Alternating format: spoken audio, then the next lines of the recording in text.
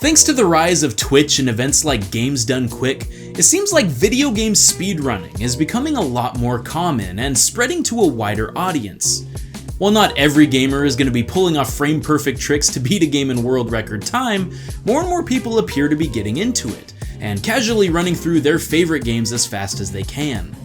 Because of this, it begs the question of what developers should do to make their games as speedrunning friendly as possible. So today on Good Game Design, whether you're an up-and-coming dev, a speedrunner yourself, or just a fan of the spectacle, let's talk about why this is so important. Speedrunning could certainly still be seen as a niche fan base, so why should a developer focus on them? Well, I think speedrunning can change a person's perspective of a game. It teaches them to look at it from different angles and learn techniques to best it in multiple ways. While a game might have a normal solution to a puzzle, a speedrunner could find a myriad of different ways to get past it, and over time they become a more adept player of games in general. Speedrunning can increase reaction time, spatial awareness, and problem-solving abilities, teaching players to push games to their limits. Encouraging this mindset will only increase the variety and originality of games we'll see in the future. Now, of course, there's no such thing as a perfect game to speedrun, and everyone's different preferences and play styles will determine the titles they enjoy most. But I've come up with a few guidelines that can help a game become enjoyable for a wide assortment of speedrunners, and as inviting as possible. It's important to remember that a speedrunner will be playing through a game hundreds, sometimes thousands of times. So while a certain experience can be enjoyable the first time, it could easily get frustrating after the 10th, let alone 100th. First off, let's talk about cycles. Now, what the heck do I mean by cycles? Let me show you an example. In the musically driven platformer 140, these ledges will appear and disappear to the beat of the song, and you're supposed to wait for the right timing to jump across. But if you're fast enough, you can actually complete it like this. As a speedrunner, there's nothing worse than coming up on an obstacle and having to wait for the next cycle to come around and pick you up. It's best to have objects timed so the player can speed through stages without having to slow down. But this presents a problem from a game design perspective. You don't want someone to just be able to hold right and beat a level with no effort, so how do you accommodate both issues? Well, most games opt to have the best cycles occur if the player moves through the level at the fastest rate possible, so they can catch the quickest route if they time it right, while slower players might have to face other challenges. Of course, the difficulty is still there for speedrunners, because they have to pull off the techniques in order to have a flawless run of a level. So usually, it's good to always allow the player to keep moving if they want to, and at their own pace. Super Meat Boy is a great example. Because the stages are relatively small, it's easy to construct them in a way that can be completed lightning fast if the player is speedy enough to catch the right cycles. Very rarely will you ever have to wait for the game to catch up to you, and it feels satisfying to zoom through at whatever pace you want. This is why auto-scrollers are normally looked down upon from the speedrunning community, because you have to wait for the game to move at its own pace, and is why you hear this a lot during GDQ marathons. So another auto-scroller right there if you want to do some donations. Sure. It's easy and mindless for most runners. They'd rather be going fast. Similarly, RNG can greatly affect how a run proceeds. If you're unaware, this stands for Random Number Generator, and refers to anything in the game that has random elements, such as a boss's attack patterns, or certain items that drop from slain foes. Sometimes the optimal route of a speedrun will have a low percentage of success because of RNG, causing the run to be reset over and over again until they get the right outcome. Now, having some randomness can actually be a good thing. It keeps games interesting and causes players to think on their feet, sometimes having to resort to backup strategies. But if a run has too much RNG, it can quickly become frustrating to play, especially if it occurs late in the game. Grunty's Furnace Fun in Banjo-Kazooie is notorious for being a run killer, because the Grunty questions are randomly generated each time you start a new game, meaning the correct answer will change every time you play. Therefore, you only have a 1 in 3 chance of getting the answer correct, which could easily waste time, or worse, launch you off into the lava if it's a death square. And being right before the final boss fight makes this section extremely punishing. Roguelikes are an interesting exception to this guideline, even though almost the entirety of these games are based around RNG. The levels, pickups, enemies, and more are often completely different each run, which would seem discouraging to a player, except that they're designed around it. Roguelike speedruns are very short and can be restarted with ease. Even though the exact placements are random, runners can normally sense patterns of the procedurally generated world and adapt accordingly. In fact, roguelikes are all about adaptability. This type of game may not appeal to all speedrunners, but it's worth mentioning that it can work in some contexts. If you do get a run where everything clicks, the results can be astonishing.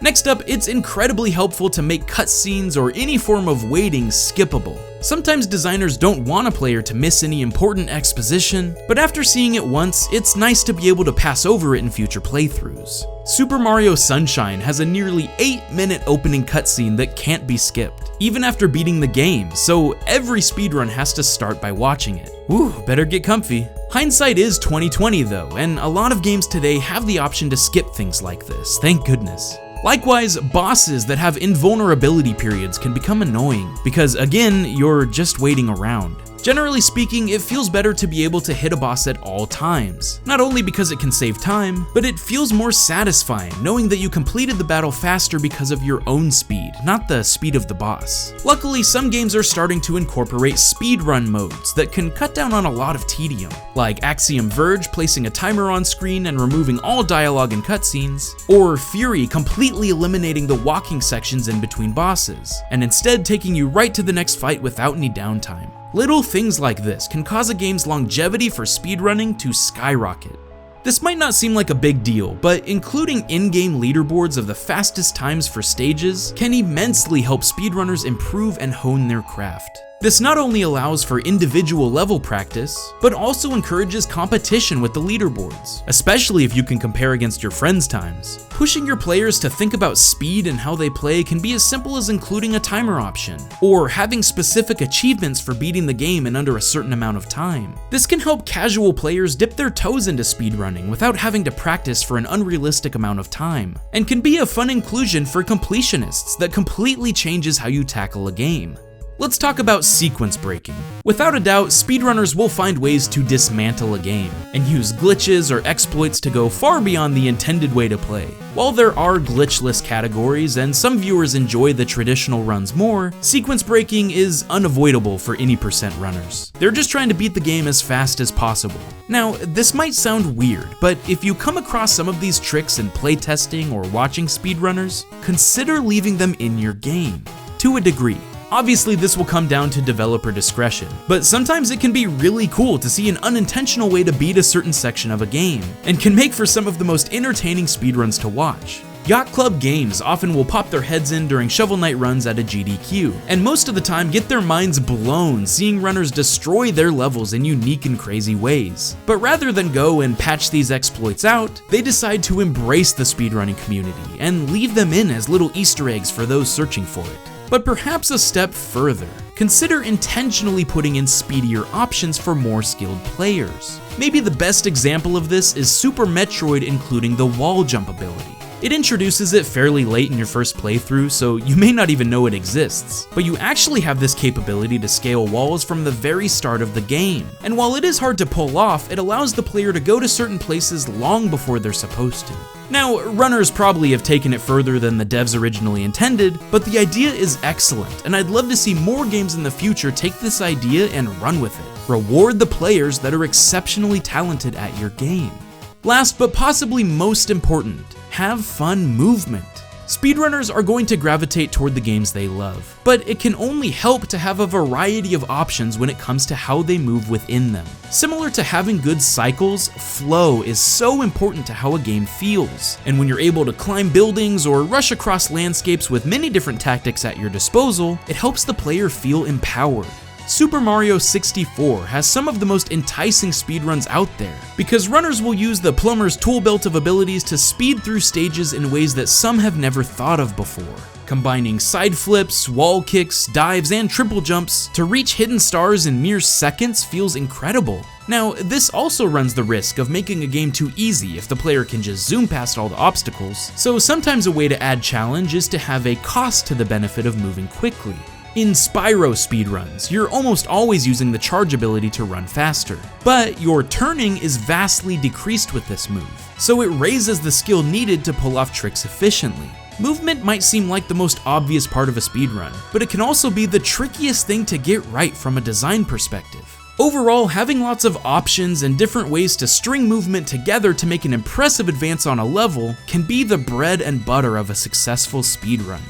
All of these options might seem like an afterthought to include in game design, especially if it's a slower paced game or not designed with speed in mind. But a few tweaks here and there can go a long way in making it more accessible to speedrunners, casually or professionally. We've seen a lot of strides taken from developers to include speedrun modes or other features that can enhance replayability, while some tried and true methods from the past are still just as relevant as today. So does a game have to include these guidelines to be considered good? Of course not. But as the community of speedrunners grow, I can only see it being a good thing if creators take notice and help improve game speedrunning quality in the future, to continue pushing boundaries and helping gamers think outside the box for years to come. What are some things that you think a developer could do to make a title even more intriguing to speedrun? If you run games yourself, what are the qualities you look for when picking a title? Tell me in the comments below and let's talk about it. Thanks for watching another episode of Good Game Design. Thanks for watching and stay frosty, my friends.